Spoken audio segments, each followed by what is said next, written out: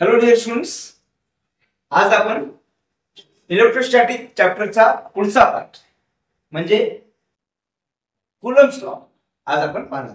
ठीक आहे, आपला चॅप्टर चालू आहे इलेक्ट्रोस्टॅटिक्स. ठीक आहे, सो आजचा टॉपिक आहे कुलम्स लॉ. आजचा टॉपिक आहे कुलम्स लॉ. ठीक आहे, कुलम्स लॉ. कुलम काय सांगतो? Law says the force of attraction और रिपल्जन बिटवीन टू चार्जेस. समजा हा चार्ज Q1 आहे, हा चार्ज Q2 आहे, किंवा दोन पॉझिटिव्ह चार्ज असतील. हा चार्ज Q1 म्हणूया, हा चार्ज Q2 म्हणूया, किंवा दोन चार्ज निगेटिव्ह असतील. हा चार्ज Q1, हा चार्ज Q2. ठीक आहे, हे दोन चार्ज काय करतात, आपला काल मागच्या व्हिडिओ मध्ये बघितलं आपण की दोन चार्ज काय करतात, एकमेकाला अट्रॅक्ट करतात किंवा रिपेल करतात. दोन निगेटिव्ह चार्ज रिपेल करतील, दोन पॉझिटिव्ह चार्ज पण रिपेल करतील, आणि एक पॉझिटिव्ह आणि एक निगेटिव्ह असतील तर त्यांच्या ते एकमेकाला अट्रॅक्ट करतील. हा तो फोर्स ऑफ अट्रॅक्शन किंवा रिपल्जन आहे. कसा का असेल, तो फोर्स डायरेक्टली प्रोपोर्शनल असतो प्रोडक्ट ऑफ दिस मास.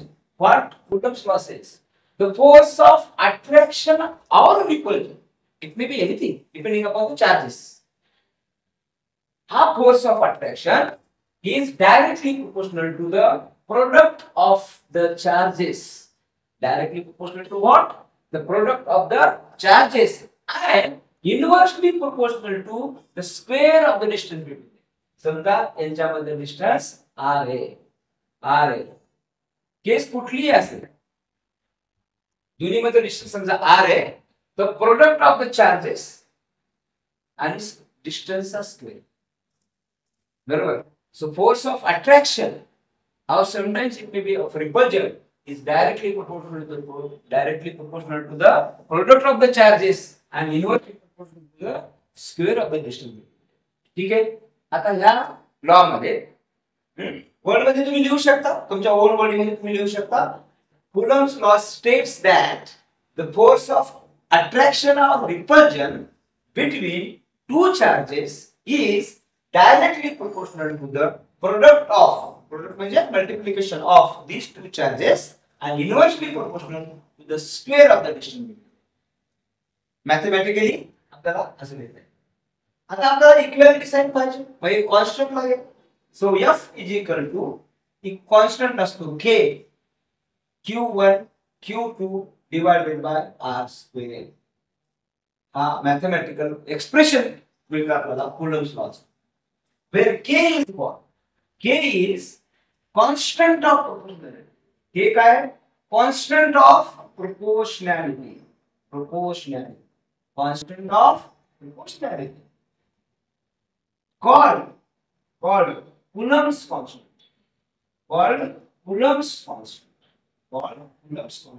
आता फ्युचर मध्ये आणखी एक के येणार आहे, डायरेक्ट कॉन्स्टंट.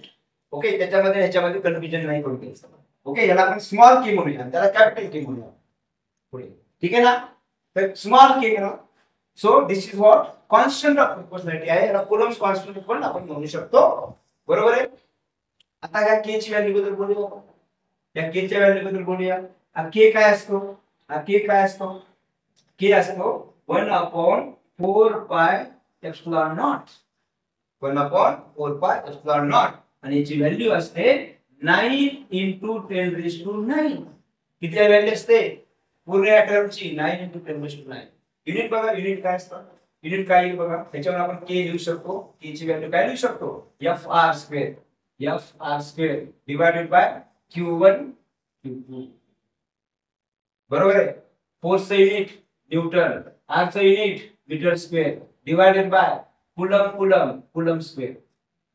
चार्जचं युनिट काय? Coulomb square. Newton metre square per coulomb square. This is the unit of coulomb's constant. Value किती आहे? 9 × 10⁹. कशासाठी? जेव्हा इथे एप्सिलॉन नॉट असतो तेव्हा. आता हे एप्सिलॉन नॉट काय? एप्सिलॉन नॉट काय तुला बघा एप्सिलॉन नॉट काय epsilon naught permittivity permittivity permittivity of free space permittivity of free स्पेसला आपण एअर सोबत पण इक्वलच मानतो एअर और व्हॅक्यूम या दोन चार्जच्या मध्ये जे मीडियम आहे त्या मीडियमची परमिटिव्हिटी बरोबर एप्सिलॉन नॉट आता मीडियम जर एअर असेल किंवा फ्री स्पेस असेल किंवा व्हॅक्यूम असेल तर आपण एप्सिलॉन नॉट घेतो आणि त्याची व्हॅल्यू असते एअर साठी किंवा व्हॅक्यूम साठी किंवा फ्री स्पेस साठी त्याची व्हॅल्यू असते 8.85 into 10⁻12 युनिट काय असेल युनिट त्याच्या उलट होईल कुलम स्क्वेअर न्यूटन पर मीटर स्क्वेअर आणि ही व्हॅल्यू इथे ठेवल्यानंतर 1/4 into pi into epsilon not ची पूर्ण व्हॅल्यू ठेवल्यानंतर कॅल्क्युलेशन केल्यानंतर तुम्हाला 9 into 10⁻9 येऊन जाईल हे होमवर्क तुम्ही करून घ्या ही व्हॅल्यू इथे ठेवा आणि के ची व्हॅल्यू काढा ही एवढी किंवा लक्षात ठेवा दोन्ही व्हॅल्यू लक्षात परमिटिव्हिटी आता नेमकी परमिटिव्हिटी काय असते नेमकी परमिटिव्हिटी काय असते हे आपण नंतर बघू आधी हा फोर्स भेटलाय आपल्याला त्या फोर्स बद्दल आणखी थोडंसं बोलूया त्याची अजून थोडीशी माहिती घेऊया आणि त्यानंतर ही जी परमिटिव्हिटी आहे फ्री स्पेसची परमिटिव्हिटी म्हणजे काय फ्री स्पेसची एवढी आहे तर मग दुसऱ्या मीडियमची एअर सोडून दुसरं काही आलं समजा तर काय होतं ओके त्याची व्हॅल्यू काय असते हे एकदम होत आपण काय करूया व्यवस्थित नंतर करूया आधी आपण फोर्स बद्दल बोलूया ठीक आहे आता हे नोट करा व्यवस्थित म्हणजे आपल्याला फोर्स बद्दल आपल्याला सांगता येईल ठीक आहे आता इकडे बघा हा जो फोर्स आहे हा फोर्स आता कुठला तरी एक चार्ज घेऊया म्हणजे काय येतो बघा जर इथं फोर्सचं डायरेक्शन कसं असेल हे लाईन जॉईनिंग सेंटर ह्याचं सेंटर हे जोडून घ्या okay this is called what line joining the charges ही जी लाईन आहे ना this line is called what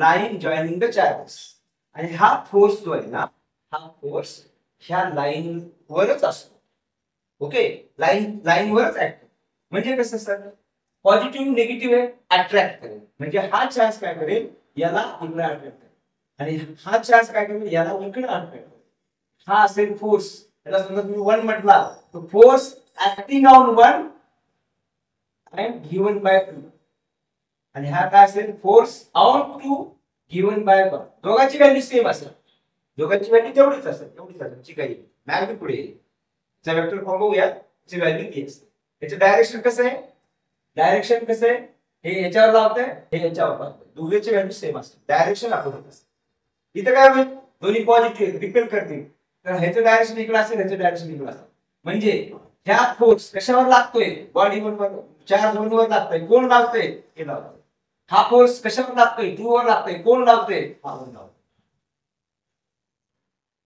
या फोर्सचा सोर्स हा चार्ज असेल या फोर्सचा सोर्स हा चार्ज असेल या फोर्सचा चार्ज हा असेल या फोर्सचा चार्ज हा असेल इथं निगेटिव्ह चार्ज आहे निगेटिव्ह चार्ज आहे बरोबर आहे म्हणजे रिपेल करतील म्हणजे तीच काम इकडे बरोबर हा फोर्स कोण लावलाय रिपेल कोण करते हे करते म्हणजे हा फोर्सचा सोर्स कोण आहे हा सोर्स कशावर लागतोय 2 वर लागतोय सोर्स कोणता आहे 1 हा फोर्स कशावर लागतोय 1 वर लागतोय कोण लावतोय हा चार्ज रिपेल कर attract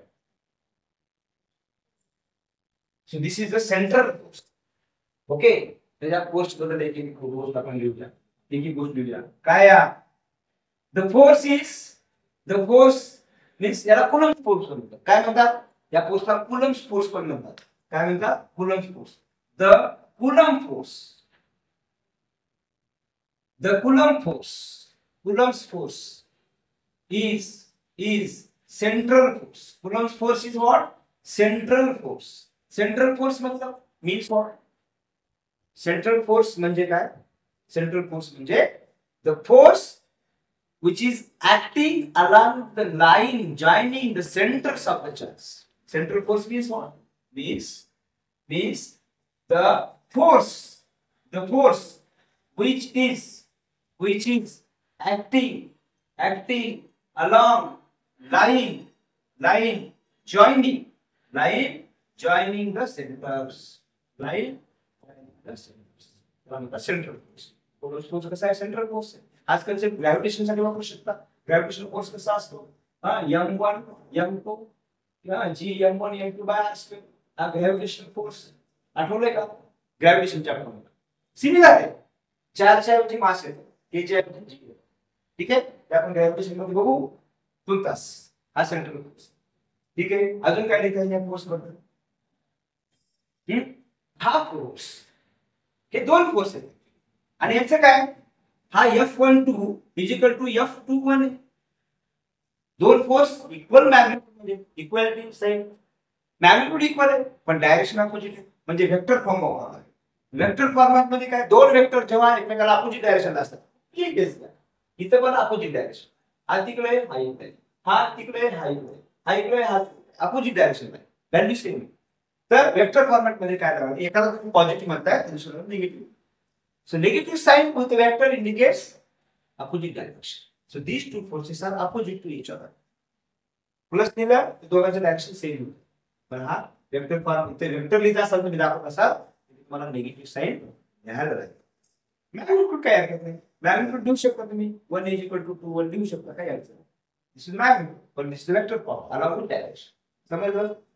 These forces are opposite to each other and having equal magnitude, and that magnitude is this. Okay, हे नोट करा, हे नोट करा, पॉज करा, नोट करा पटकन. पुढे उभूयात आपण, पुढे पाहूया, पुढे पाहूयात आपण. ठीक आहे, ओके. करू इरेस, करू इरेस, नोट करा पटकन. ओके, चल पुढे बोलूया. पुढे काय, पुढे काय बोला, पुढे काय? आता हा कुलम्स लॉ जो आहे ना, this is applicable only for 2 charges. 3 charge असतात, तिन्ही मधला फोर्स नाही काढू शकत, त्यासाठी वेगळा कन्सेप्ट. पण कुलम्स लॉ मध्ये फॉर्म्युला काय, के Q1 Q2 काय असतो, 2 चार्ज आणि त्याच्यामध्ये डिस्टन्स, 2 चार्ज मधलाच काढू शकतो. कुलम्स लॉ युजिंग, आपण लॉ बद्दल पण बोलतो, फोर्स बद्दल बोलतो. लॉ बद्दल बोलायचं तर using this law, using this law, using this law, we can calculate, you can calculate force between only 2 charges, only 2 charge, दोन चार्ज मध्ये काढू शकतो. ठीक आहे, अजून एक गोष्ट, using this force and using this law we can, this law is applicable for point charges only, म्हणजे दोन पॉइंट चार्ज मधलाच काढू शकतो. ओके, एक्सटेंडेड चार्ज काय असतो, पॉइंट चार्ज म्हणजे काय ते आपण बघूया. Okay, so only applicable for this Coulomb's law is only applicable for point charges, for point charges, फक्त पॉइंट चार्जेस लाच applicable आहे. सर पॉइंट चार्जेस म्हणजे काय? ओके, पॉइंट चार्जेस म्हणजे काय, समजा हा एवढा चार्ज आणि हा दुसरा चार्ज. आता हे चार्ज खूप जवळ होतं, त्याला पॉइंट चार्ज नाही म्हणू शकत, इथं आपल्याला नाही म्हणू शकत, इथं आपल्याला एक्सटेंडेड चार्जचा फॉर्म्युला वापरायला. तर पॉइंट चार्ज म्हणजे कसं, यांना आपण खूप दूर नेऊ. आता यांना पॉइंट चार्ज म्हणू शकतो. हे डिस्टन्स काय झालं, दोघांमध्ये डिस्टन्स त्यांच्या साईज पेक्षा काय झालं, खूप जास्त. म्हणजे काय म्हणू शकतो आपण, हे पॉइंट चार्ज म्हणू शकतो. ओके, डिस्टन्स जर कमी असेल तर आपण एक्सटेंडेड चार्जचा कन्सेप्ट वापरतो, तो पुढे बघूया. ठीक आहे, सो पॉइंट चार्जचा मतलब काय, तो point charge means when distance, point charge म्हणजे तो एवढाच असला पाहिजे असं नाही. आता चार्ज कशावर असतो, मासवर असतो. मास इज चार्ज, आपण बघितलं मागच्या व्हिडिओ मध्ये, बरोबर की नाही.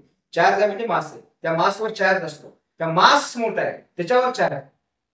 जर मास मोठा असेल, मोठं स्पियर आहे समजा किंवा मोठी बॉडी आहे आणि इथं पण मोठी बाजू आहे बाजूलाच, तर दोन्ही मधला फोर्स काढताना आपल्याला डायरेक्ट फॉर्म्युला वापरता येईल. ठीक आहे, सो पॉइंट चार्ज म्हणजे कसं, पॉइंट चार्ज कसे म्हणजे मोठे मास जरी असतील, मोठे मास आपण खूप दूर ठेवले तर दुरून बघताना मोठा मास पण आपल्याला छोटा दिसेल, म्हणजे चार्ज छोटा दिसेल, म्हणजे पॉइंट चार्ज दिसेल. दूर असेल, जवळ असेल तर नाही दिसणार, मोठा दिसेल, मग ते पॉइंट चार्जच राहिला, छोटच राहिला. So when distance between charges is comparatively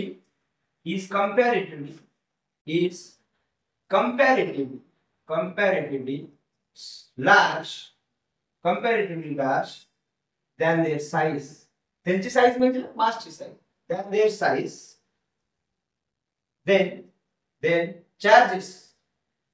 charges are called what? Point charges. Charges are for point charges. Then क्या होता है? कळलं? ओके. बरं. अजून एक फोर्स लक्षात घ्या. आता फोर्स बद्दल अजून बोलायचं. हा फोर्स कसा होतो रे? हा फोर्स याच्यावर लागतोय. हा फोर्स याच्यावर. हा फोर्स याला ओढतोय असा अट्रॅक्टिव्ह असतो. रिपेल असतो तर हा याला इकडे ओढतोय, हाही लागतो. हे दोन्ही फोर्सेस सायमल्टेनियसली लागतात. सायमल्टेनियसली अर्थ एकाच वेळेस लागतात. इन्स्टंट लागतात, सायमल्टेनियसली लागतात. तेव्हाच लागतात. आणि लावल्या हा लावतो. आणि हे एक दुसऱ्यावर म्हणजे हे दोन फोर्सेस दोन वेगळ्या बॉडीवर लागतात. अपोजिट डायरेक्शनला लागतात. ओके. एक बॉडी लावते म्हणून दुसरी बॉडी लावते. सडन रिॲक्शन आहे. म्हणजे हे दोन forces action reaction pair form करतात. काय आठवलं का? न्यूटन्सचा तिसरा law. For action there is a reaction. Okay. So हे दोन फोर्सेस काय करतात? Action reaction force action reaction pair form. काय फॉर्म करतात? ऍक्शन रिॲक्शन पेअर फॉर्म करतात. Okay. So Newton's third law is applicable. Okay. काय बी लिहू शकतो आपण. These forces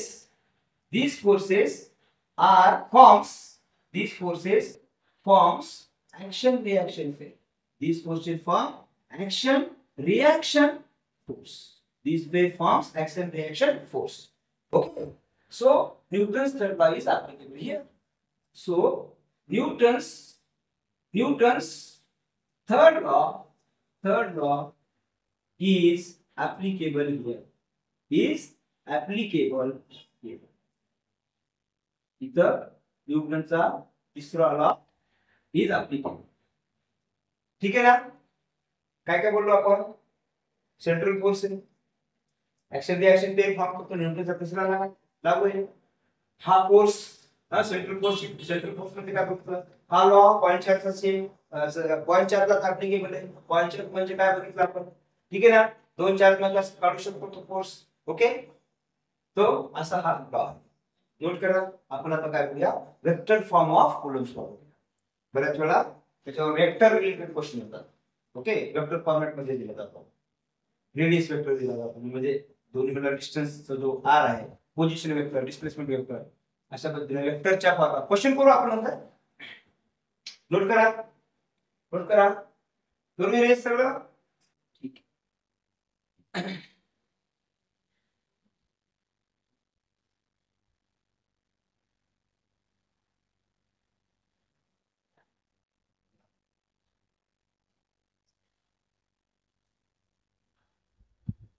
पॉज करून नोट करा.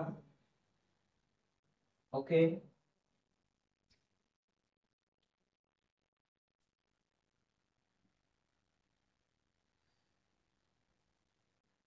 Done.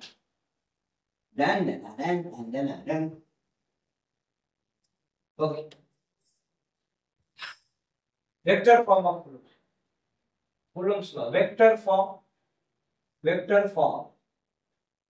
of Coulomb's law. ठीक है? Vector form of Coulomb's law. आता बघ. फोर्स वेक्टर फॉर्मॅट मध्ये लिहायचं तुम्हाला. तो मॅग्निट्यूड काय?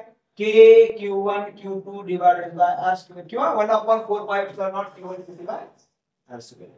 मॅग्निट्यूड आणि आता इंटर का सॉरी डायरेक्शन दाखवा. डायरेक्शन कसं? R क्या? Unit vector. आठवला का? वेक्टर कन्सेप्ट फर्स्ट इयर 11वी. Unit vector is the vector along the is used to define the direction of other vector. कुठला वेक्टर फोर्स त्याचं डायरेक्शन दाखवण्यासाठी काय करतो आपण?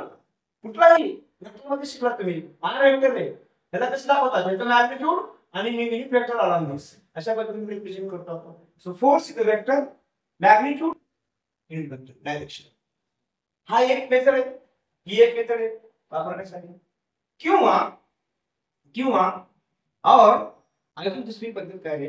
वेक्टर हे K Q1 Q2 divided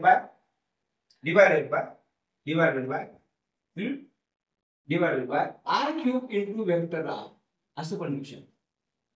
हा असं पण काय सर. सो आर वेक्टर म्हणजे काय इथे लिहिले मी वेक्टर इज द मॅग्निट्यूड आणि युनिट वेक्टर. हीच व्हॅल्यू इथे ठेवा बरं. काय इथं बघा ही व्हॅल्यू इथे ठेवली काय K Q1 Q2 divided by R cube. R cube into vector R काय R कॅप एक R कटला काय आलं K cube by R square into unit. म्हणजे हे इक्वल आहे हे आणि हे सेमच आहे.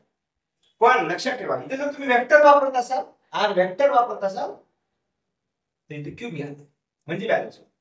आणि तुम्ही युनिट वेक्टर घेत असाल तर काय अडचण नाहीये. त्याचा अर्थ हा नाही की क्यूबच्या प्रोपोर्शनल आहे नाही स्क्वेअरच्याच प्रोपोर्शनल. इथं मॅग्नेट पण आला ना म्हणून एक आर एक्स्ट्रा घ्या बॅलन्स करायचं. ठीक आहे तर हा वेक्टर फॉर्म तुम्ही लिहू शकता हा किंवा हा. लक्षात काय ठेवायचे आर की इथं कॅप घेत असाल स्क्वेअर घ्या वेक्टर घेत असाल तर cube.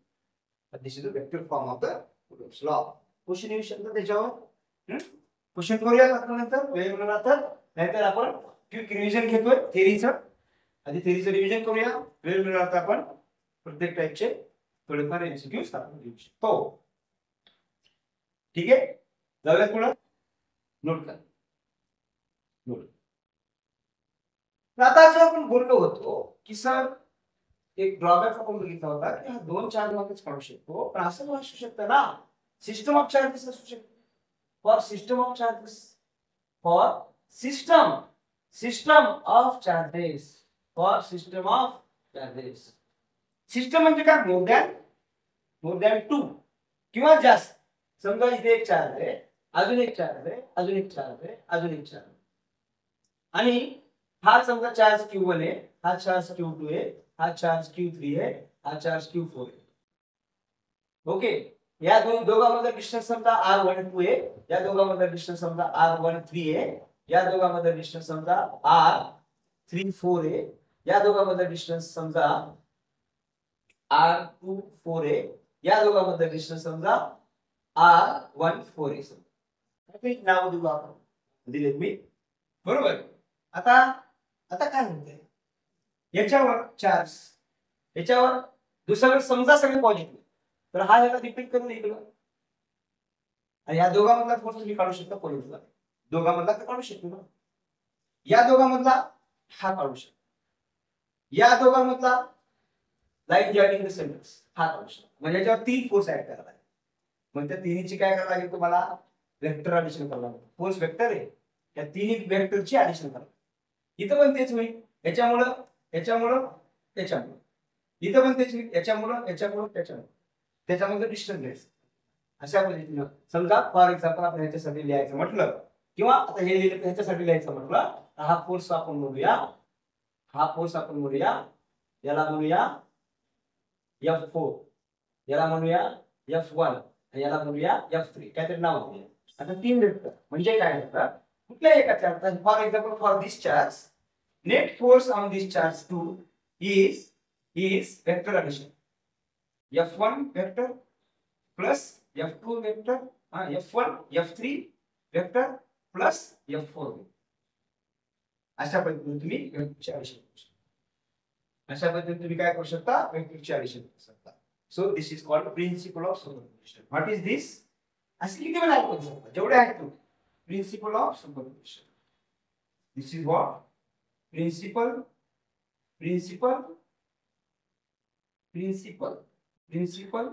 of superposition. Principle of superposition.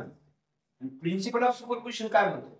The principle of superposition says the net force acting on a particular charge due to system of charges is the vector sum of the all individual forces. Individual forces Coulomb's law काढायचे आणि total force principle of superposition काढायचा. याच्यावरचे question येऊ शकतात. कसे करायचे हे दोन वेक्टरची ऍडिशन करून घ्या ह्यांच्यामधला अँगल वगैरे नोट करून घ्या जॉमेट्रीनुसार आणि ह्याचा रिझल्टंट काढा. तो रिझल्टंट आणि हा तिसरा म्हणजे या दोनची ऍडिशन करून घ्या जो रिझल्टंट येईल त्याच्यासोबत हे जॉइन करा. असे दोन दोन करावं लागेल. पॅराग्राम किंवा ट्रायंगल दाखवून अंडर रूट ए स्क्वेअर प्लस बी स्क्वेअर प्लस बी कॉस थिटा वापरून दोन दोन दोन दोन कॉम्बिनेशन करून तुम्ही सोल्युशन क्वेश्चन आपण आधी समजा सिस्टम ऑफ चार्जेस मुळे काय करायला लागेल, असे व्हेक्टरायझेशन करायला लागेल. हाच कन्सेप्ट आपण स्केलर साठी पण वापरू शकतो. काही स्केलर असेल कुठल्या पोटेन्शियल एनर्जी वगैरे पुढे चालू आलं तर तिथं अल्जेब्रिक सम करायची सगळ्यांची. तर ते नंतर बघू. सध्या हे समजून घ्या. It is a vector sum. What is this? Vector sum. This is a vector sum of the forces. Vector sum parallelogram law किंवा triangle law, vector law, laws of vector addition, laws of vector addition law. ठीक आहे. This is what vector form of relation of superposition for system of charges. Basic question बद्दल आपण बोललो. So this is the basic understanding of. मागच्या व्हिडिओमध्ये basic आपण चार्जचं basic घेतलं, आजच्या ह्याच्यामध्ये कुलम्स लॉचं बेसिक घेतलं. हा तुमचा इलेक्ट्रोस्टॅटिक्सचा जो मी 4 पार्ट तुम्हाला सांगितले. इलेक्ट्रोस्टॅटिक कसा शिकायचा आपल्याला, इलेक्ट्रोस्टॅटिक कसा शिकायचा आहे, इलेक्ट्रोस्टॅटिक्स कसा शिकायचा आहे. आपल्याला पहिला पार्ट असतो इलेक्ट्रिक चार्ज. इलेक्ट्रिक चार्ज पहिला पार्ट. दुसरा पार्ट काय असेल, इलेक्ट्रिक फील्ड. Electric field. आणि तिसरा पार्ट काय असेल, इलेक्ट्रिक पोटेन्शियल. हा, इलेक्ट्रिक पोटेन्शियल, इलेक्ट्रिक पोटेन्शियल. आणि नंतर कॅपॅसिटन्स, नंतर कॅपॅसिटन्स. 4 अशा 4 पार्ट मध्ये तो चॅप्टर आपल्याला शिकायचा आहे. एनसीईआरटी प्रमाणे मी तुम्हाला सांगितल्याप्रमाणे हा एक चॅप्टर, दुसरा चॅप्टर 12वी साठी आणि 11वी साठी हे सगळं 11वीचा पोर्शन असेल महाराष्ट्र बोर्ड. बरोबर आहे. महाराष्ट्र बोर्ड प्रमाणे काय असेल, हा पोर्शन जे काय आपण शिकतो ते 11वी बोर्ड असेल. म्हणजे 11वीच्या सिलेबस मध्ये असेल. 12वीच्या सिलेबस मध्ये पोटेन्शियल आणि कॅपॅसिटन्स असेल, गॉस लॉ वगैरे असेल. ते आपण मागच्या वेळेस मी तुम्हाला कसं सांगितलं. तर हे नोट करा, सगळं व्यवस्थित रिवाइज करा, फॉर्म्युले वगैरे लक्षात ठेवा, सगळे कन्सेप्ट लक्षात ठेवा. आपण पुढच्या व्हिडिओमध्ये काय करूया, एक क्वेश्चन करूया. एक व्हिडिओ पूर्ण क्वेश्चन करूया आणि नंतर आपण इलेक्ट्रिक फील्ड. चालेल. अभ्यास रोज करत राहा. ठीक आहे. आपण थांबूया. Okay, bye.